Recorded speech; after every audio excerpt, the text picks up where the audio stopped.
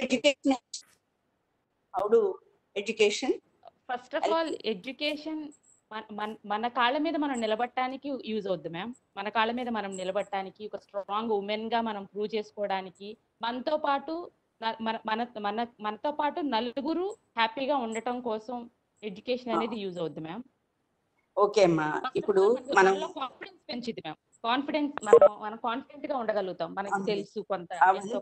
నువ్వు చెప్పిందంతా కూడా ఒక ఉద్యోగం సంపాదించుకోవటం, ఒక జీవనోపాధి సంపాదించుకోవటం, మన మనసులో భావాన్ని కంఫర్టబుల్ గా మనం ఎక్స్ప్రెస్ చేయడానికి మన ఎడ్యుకేషన్ మనకి చాలా హెల్ప్ చేస్తుంది.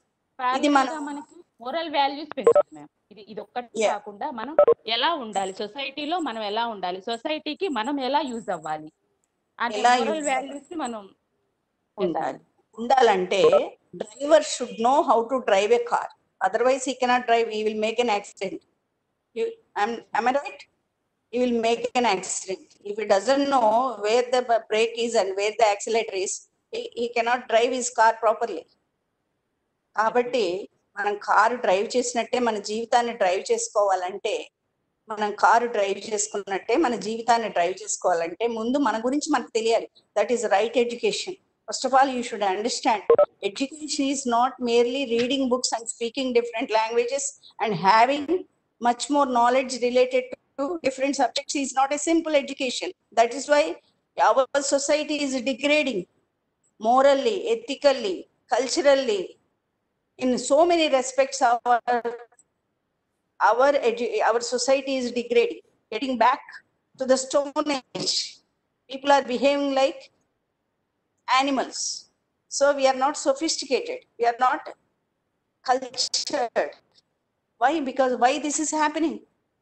We are just mugging up books and getting degrees and getting all qualifications and getting jobs and earning money. But the most sophisticated civilized man, can you see any civilized man? Do you call yourself civilized? Do you call yourself sophisticated? Do you call yourself as cultured? So for that we need self enquiry. That is what you call introspection. మన గురించి మనకు తెలియాలమ్మా. ముందు మనం car నడిపేటప్పుడు, car driving తెలిసినట్టే నువ్వు deal చేస్తావు. You deal with different people, as a boss, as a student, as a wife, as a daughter, as a husband, as a son, as a teacher, as a student. You need to play different roles in life. So ఈ different roles play చేయడానికి ముందు నీ గురించి నీకు ఒక అవగాహన కావాలి. That is what you call self knowledge. నీ వీక్నెస్ ఏంటి, నీ స్ట్రెంగ్స్ ఏంటి, నువ్వు ఎట్లా మాట్లాడుతున్నావు, నువ్వు ఎలా ఆలోచిస్తున్నావు, నీ ఆలోచన రీతి కరెక్ట్ గా ఉందా లేదా. లేదా మనకి భగవంతుడు మనకు అన్ని మంచి క్వాలిటీసే ఇవ్వడు, మనకు అన్ని చెడ్డ క్వాలిటీసే ఇవ్వడు. మిక్స్డ్ గా ఉంటేనే మనం మనుషులం. ఎడ్యుకేషన్ అనేది ఎందుకు ఉపయోగపడాలంటే ముందు మనల్ని మనం అర్థం చేసుకుంటానికి ఉపయోగపడాలి, తర్వాత సమాజాన్ని అర్థం చేసుకుంటానికి ఉపయోగపడాలి. It is but we don't know how to mold ourselves. So education should help us to shape ourselves as a perfect human being, a complete individual. కాబట్టి ముందు మామూలుగా మనకిచ్చే యూనివర్సిటీ డిగ్రీల వల్ల, మనం నేర్చుకునే టెక్నాలజీస్ వల్ల మనం ఒక ఉద్యోగం సంపాదించుకుంటాం, మన కాళ్ళ మీద మనం నిలబడతాం, ఒక స్థితిగా చక్కగా ఉంటాం. You have already achieved it by having a MTech degree and you are going to be a in respective fields later. Actually, I was the assistant professor. Amma. కాబట్టి ముందు నుంచి you should know what you are. First of all, how do you behave in different times? మన కష్టం వచ్చినప్పుడు ఎలా ఉంటున్నాం, మన సుఖం వచ్చినప్పుడు ఎలా ఉంటున్నాం, మన కోపం వచ్చినప్పుడు ఎలా. ఎడ్యుకేషన్ లేకుండా మన ఎల్డర్స్ అందరూ అవన్నీ చేశారు మేడం. ఎడ్యుకేషన్ లేకుండా కూడా చేశారమ్మా, చేశారు. చాలా మంచి మాట, బ్రహ్మాండమైన మాట చెప్పావు, చాలా మంచి మాట చెప్పావు. ఎందుకంటే ఇంకా బాగా చేసిన వాళ్ళు ఉన్నారు.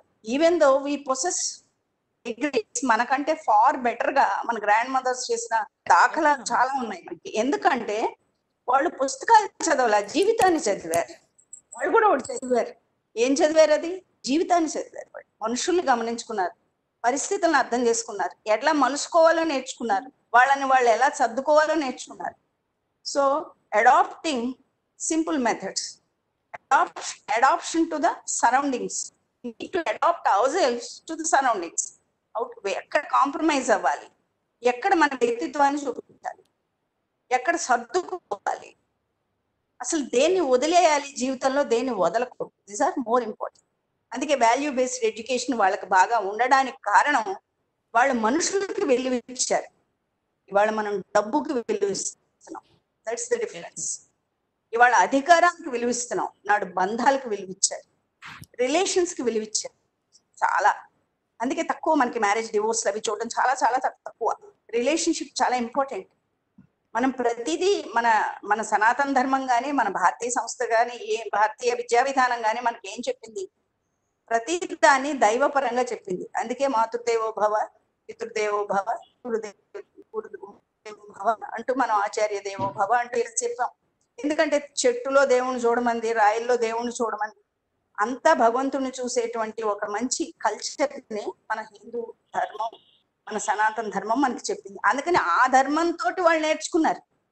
మన పూర్వం అమ్మమ్మలు, బామ్మలు, మన తాతలు, మన మేనమామలు, వ్యవసాయదారులు, ఏ రకమైన కల్చర్ లేని, మనం అనుకున్న సోకాల్డ్ సొఫిస్టికేషన్ లేని వాళ్ళందరూ కూడా వాళ్ళు చాలా చక్కగా ఉండడానికి, ఎక్కువ మంది బాగుండడానికి కారణం ఏంటంటే వాళ్ళ అబ్జర్వేషన్ వాళ్ళ నేచర్ తోటి ముడిపడింది. వాళ్ళ విలువలు వాళ్ళ జీవితంతో ముడిపడి ఉన్నాయి. ఇవాళ మన జీవితం డబ్బుతో ముడిపడి ఉంది, ఇవాళ మన జీవితం అధికారంతో ముడిపడి ఉంది. Hope Husharani you got the answer. Yes, ma'am. Okay, ma'am. Please, Lakshmi Kyati, please carry on. Okay, ma'am. Thank you. Yes. Good morning, ma'am. I'm Kathy.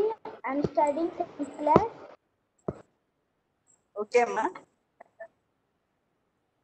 Ma'am, what should I do to be in a great position in society or office or business? సొసైటీలో నువ్వు మంచి position ఉండాలంటే నువ్వు బంగారు time waste చేసుకోకుండా టైంని plan చేసుకోవాలమ్మా. Intelligent people కాని వాళ్ళకి తేడా ఏంటంటే they waste time. Though they are intelligent, but they waste. But all smart people, toppers of the class, the great people in the society, they utilize the time very perfectly, very nicely. So time is God. Time is God. Time wasted, life wasted. కాబట్టి నువ్వేం చేస్తావంటే నువ్వు గొప్పదాని అవుతావు, definite గా నువ్వు గొప్పదాని అవుతావు. నేను చెప్తున్నాను కదా, నీకేం అనుమానం లేదు. కాకపోతే రోజు నువ్వు ప్లాన్ చేసుకుని మంచివి ఏం చేయాలో అవి చేసుకుంటూ వెళ్ళి నువ్వు తప్పకుండా గొప్పదాని అవుతావు. Okay, Kyati. So first of all, you need to manage your time. Thank you, madam. Next one. Thank you, ma'am. Abhishek. Hello, sir. Name. Sir, can I ask? Please mention your name and carry on, Amma. Sir, I am Rajeshwari. Rajeshwari, please carry on. Hello, ma'am. I am Rajeshwari. I completed my 10th standard. After 2 years, I am going to join BTech. The remaining people, please keep your mic mute. Somebody is on, please. It's getting resound. After 2 years, I am going to join BTech. Okay. Based on should I select the college? I mean, for example, if in one college if the faculty is good and in another college lab equipments are good and in another college hospital atmosphere is good, on which should I select the college?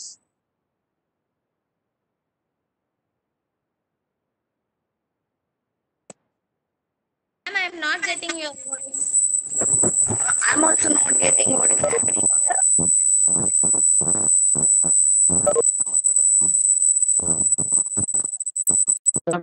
Sir, sound is coming, sir.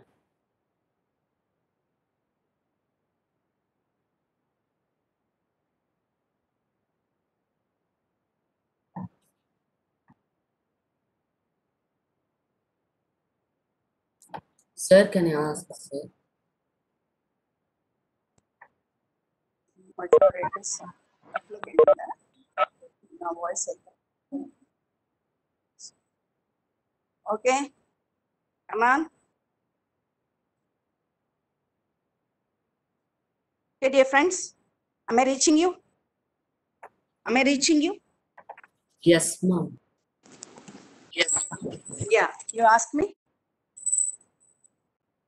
You put your question in a single statement, please. Sir, can I ask, sir? Ma'am, I completed 10th standard.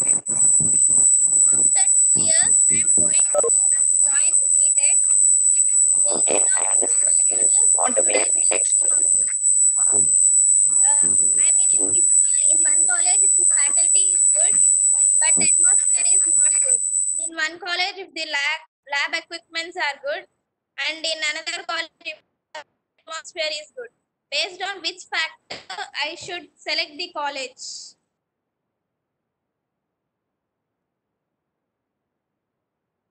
Take the advice of your seniors, your parents, your friends, and we have to get it. There is nothing perfect in this world, my dear friend.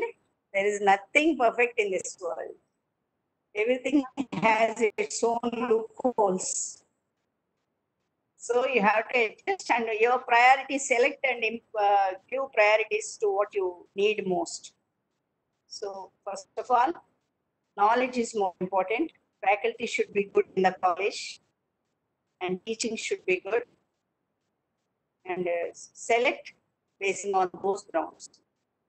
Not moving your knowledge to improve your knowledge. So for that you need good faculty first of all. Sir, can I? Ma'am, myself Venkat. Ma'am, I'm studying live. And my question is, would you prefer going to any sightseeing places for writing a story, or would you prefer to sit at home and write a story? Yes, Amma, you are right. ఎక్కడికైనా మనం ఒక ప్లేస్కి వెళ్ళినప్పుడు ఆ place మన మీద పడే ప్రభావం చాలా ఉంటుంది. అయితే మనం తీసుకునే సబ్జెక్ట్ని బట్టి మనకు ఆ ప్లేస్ కావాలి. సపోజ్ నువ్వు ఒక సౌందర్యం అందమైన కథా వస్తువుని ఎంచుకున్నప్పుడు నువ్వు ఇంట్లో కూర్చుని కూడా రాయొచ్చు. నీకు ఇమాజినరీ పవర్ ఉండాలి. ఫస్ట్ ఆఫ్ ఆల్ అవన్నీ నువ్వు చూసి ఉండాలి, నీ అనుభవంలో ఉండాలి, నీ ఎక్స్పీరియన్స్ లో ఉండాలన్నమాట. You need to visit some nice places from that experience also, and also from the information you get from the books also you can write, you can imagine like that. And suppose if you want to right people of down-trodden areas ఉన్న మనుషుల గురించి, you cannot try to sit in the AC room. You have to visit the slums. You have to understand. You have to empathize. You have to understand their state of mind and also their lifestyle. Then you can write better.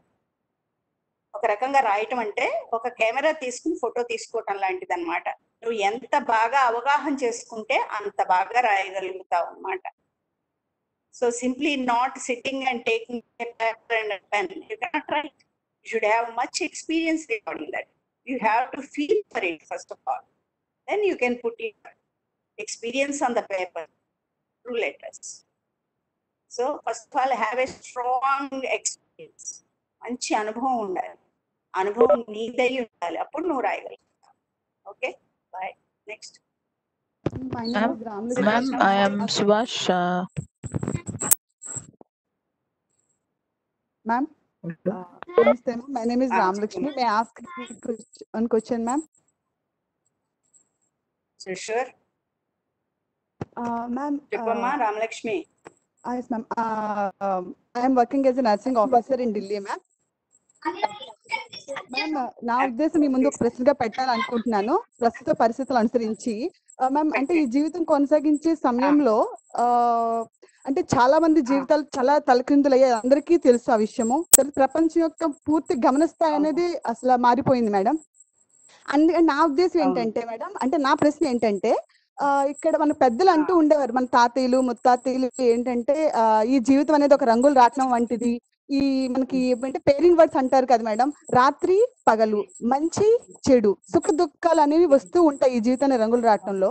కానీ ఇప్పటి వరకు నా జీవితం చాలా హ్యాపీగా ఉంది, చాలా సంతోషంగా జరిగింది. అంటే దాని అర్థం నెక్స్ట్ నాకు దుఃఖం వస్తుందని నేను భావించాలా, నా మనసుకి అర్థం నచ్చ చెప్పాలా అని? ఎందుకంటే I never thought that I have to stay away from my kids and all. So that's why I'm asking ma'am, in case అంటే ఈ దుఃఖాలను ఏ విధంగా, ఎటువంటి మెజర్స్ ద్వారా నేను సుఖంగా మార్చుకోగలి అంటే what I wish to ask is how can I make my life beautiful? Rainbow అంటే అంటే ఈ జీవితంలో రంగులు రాట్నాన్ని నేను ఏ విధంగా అందమైన ఒక హరివిల్లులో తీర్చిదిద్దుకోగలను?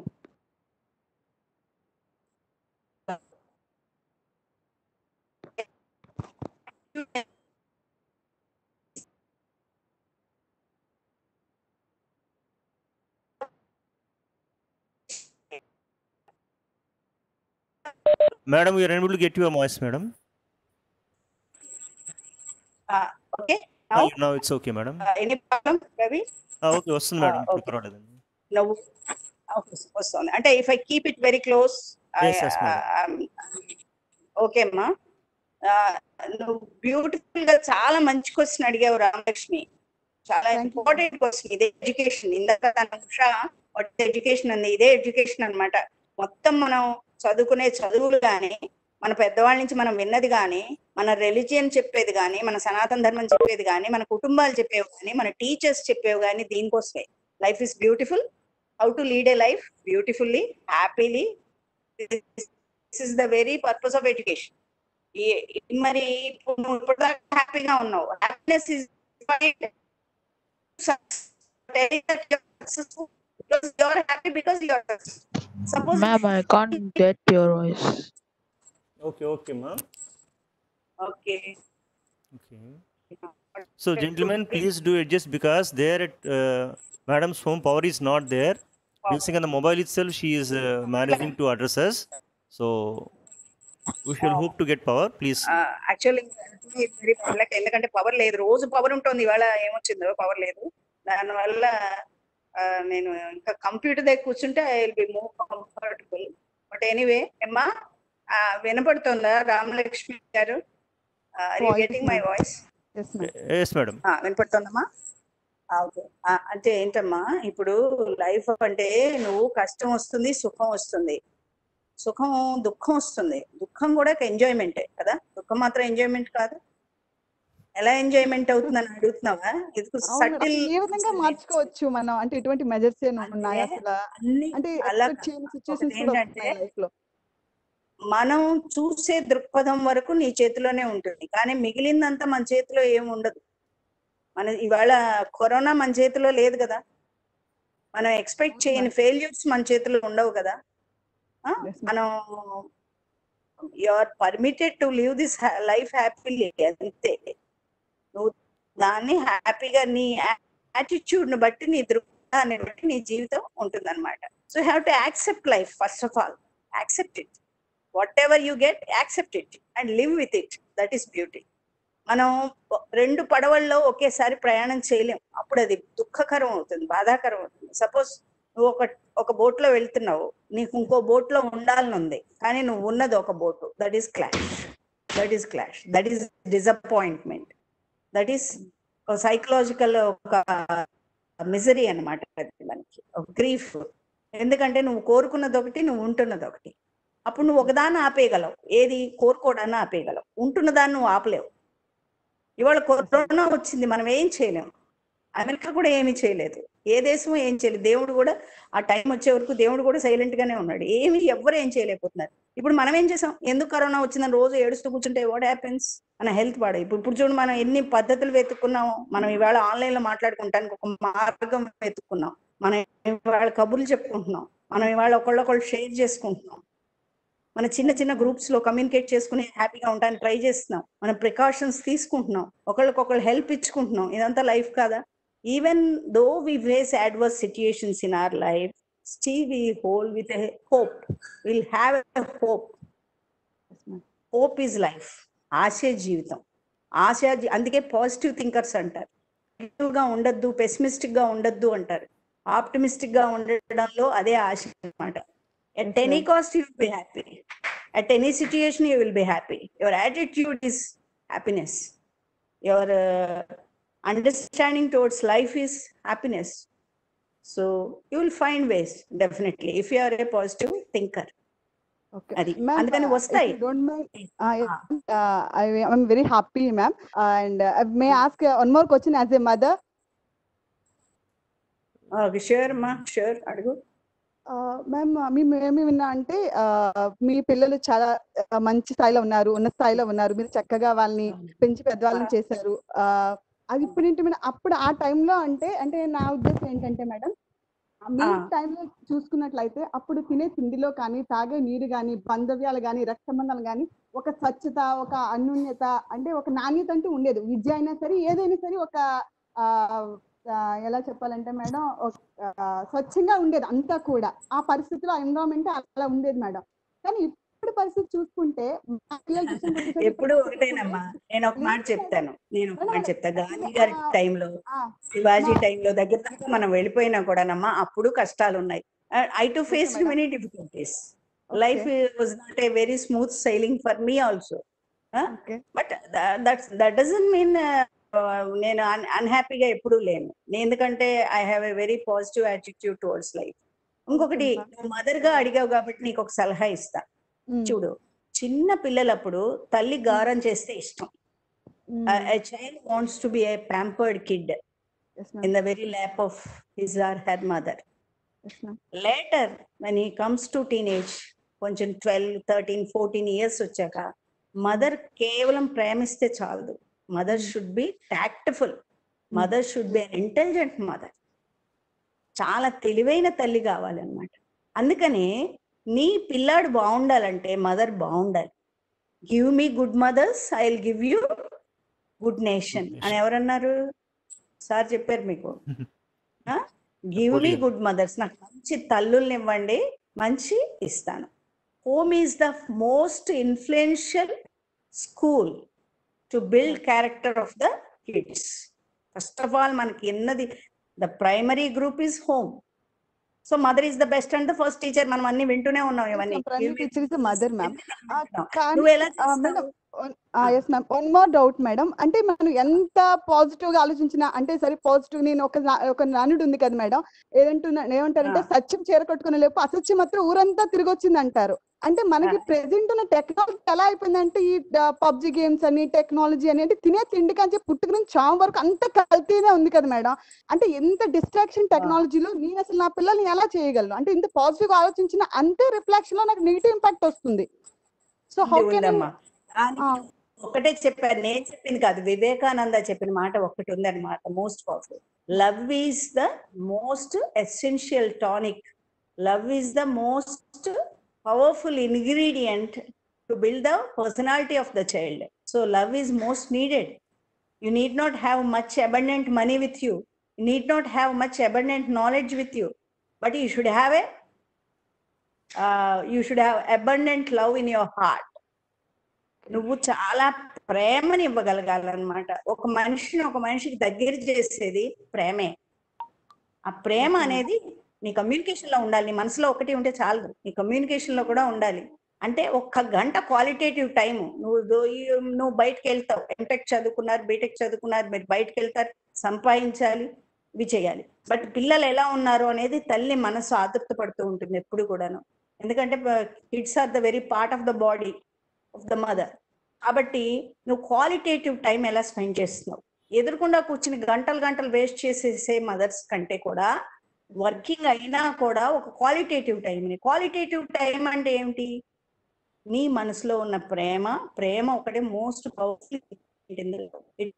మిరకిల్స్ అంటాడు స్వామి వివేకానంద అన్నమాట. అది అద్భుతాలు చేస్తుంది. కాబట్టి even in the adverse time, even in the good times also you should have a good rapport with your kids. You should be friendly with your kids. Never thrust your ideology on their head. Try to develop on their own. Be a supportive mother. Be a friendly mother to kids, and kids will be with you always. That's what I believed in. Participated. Still I live with my sons only. వాళ్ళ నా కొడుకులతోటే నేను ఉంటాను, వాళ్ళు దూరంగా ఉండను నాకు. Even మనవాళ్ళు grand children అంతా we live in the same house, under the same roof. Because ప్రేమ ఉన్నప్పుడు ఏమవుతుందంటే, ప్రేమ అన్ని శక్తులు మనకి ఇస్తుంది అనమాట. ప్రేమ కోసం తల్లి పనిచేస్తుంది, ప్రేమ కోసం అమ్మగా వండి పెడుతుంది, ప్రేమ కోసం తన నాలెడ్జ్ పెంచుకుంటుంది. అన్ని ప్రేమ కోసమే చేస్తాం మనం ఈ ప్రపంచంలో. కాబట్టి ఆ ప్రేమ ఇవ్వటం ద్వారానే మనం మన పిల్లల్ని చక్కగా పెంచుకోగలుగుతాం, ఒక కల్చర్ నేర్పుతాం. ఆ ప్రేమ వల్ల వాళ్ళ ఇంటరాక్షన్ విత్ ద సొసైటీ కూడా చాలా బాగుంటుంది అన్నమాట. అది love. I believe in love. Thank you very much. Okay, Ma Ramalakshmi, good. Next Sir, one, can I ask you? Ma'am, please. I'm Subhash. Only one, Subhash, please carry on. Subhash. Ma'am, I'm Subhash. I have completed intermediate first year. I want to ask you a question. What is the most difficult part of your artistic process, ma'am? Difficult part difficult part ఏం లేదమ్మా. Difficulty ఇష్టం ఉంటే కష్టం ఉండదు. అర్థమైందా నీకు ఒక మాట? ఇష్టం ఉంటే కష్టం ఉండదు. ఇష్టం లేదనుకో చిన్న పని చేయాలన్నా మనకు కష్టంగా ఉంటుంది. ముందు దాని మీద ఇష్టం పెంచుకోవాలన్నమాట. డిఫికల్ట్ పార్ట్ అంటే ఏంటంటే దిస్ ఈజ్ లెర్నింగ్ ప్రాసెస్ అమ్మా.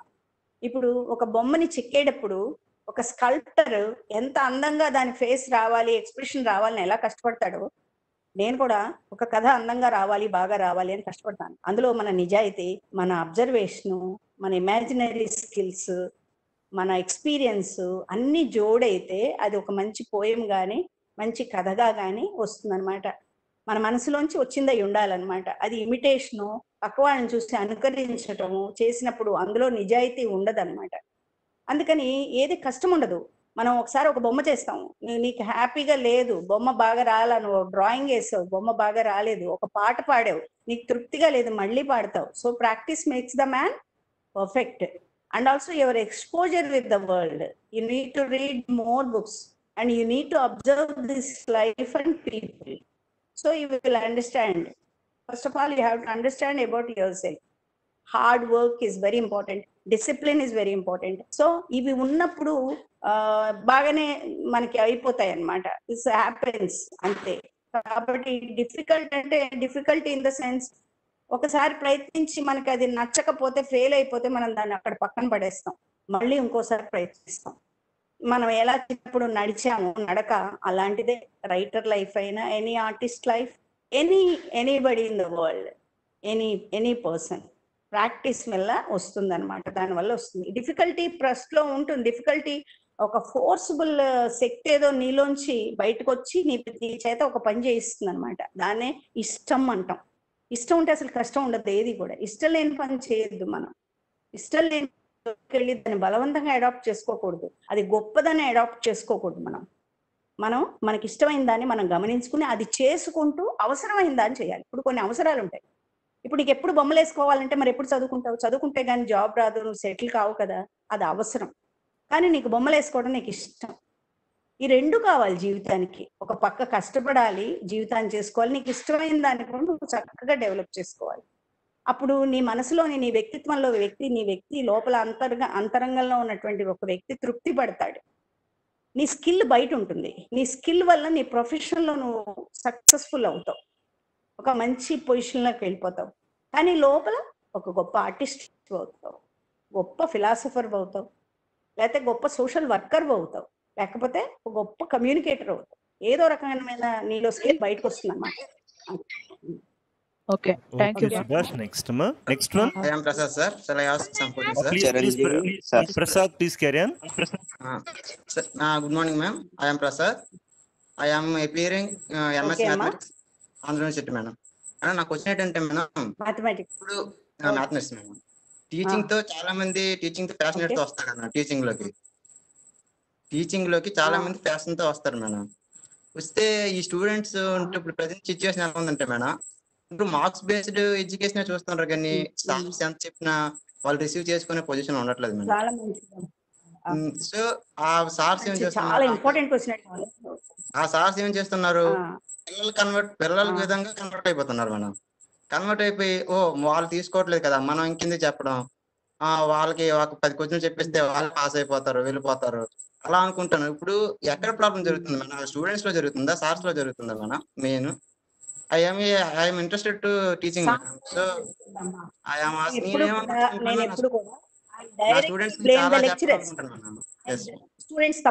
స్టూడెంట్స్ తప్పు కాదమ్మా. ఒకప్పుడు సొసైటీలో మంచి చెప్పేవారు, సొసైటీలోకి మంచి వెళ్ళేది.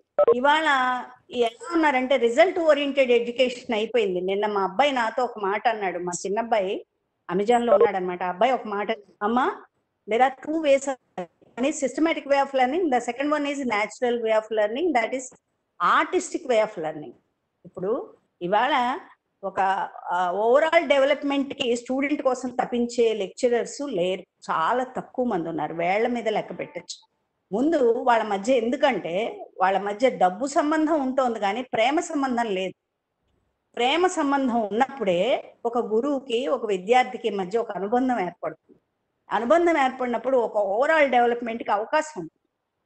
కాబట్టి ఇవాళ ప్రయారిటీస్ ఎలా ఉన్నాయంటే రిజల్ట్ ఓరియంటెడ్ ఎడ్యుకేషన్ అంటే నీకు 90% ఎలా రావాలి, నువ్వు ఇంటర్వ్యూలో ఎలా సెలెక్ట్ అయిపోవాలి, ఏ పద్ధతిలో నువ్వు మాట్లాడితే ఇంటర్వ్యూలో సెలెక్ట్ అయిపోతావు, ఏ పద్ధతిలో నువ్వు మాట్లాడితే జాబ్ వచ్చేది, ఏ షార్ట్ కట్స్ లో వెళ్తే పని ఎలా సాధించాలి, ఈ టెక్నికాలిటీస్ విలువ ఇచ్చారు కాబట్టి వాళ్ళ సొసైటీ ఈ రకంగా ఉంది.